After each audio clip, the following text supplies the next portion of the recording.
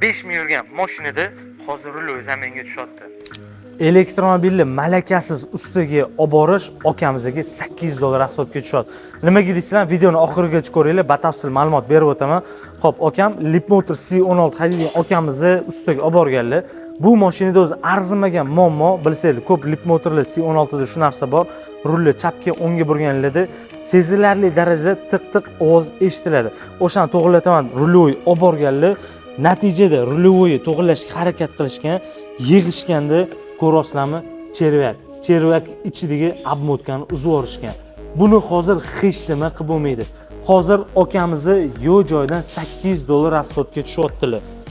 Agar aytgancha like va podpiska esdan chiqmasin, agar shuni misol bizga emas, любой servisga malakali aynan elektromobil bilan ishlaydigan servisga olib borganlarda $150 bilan ishlari bitardi.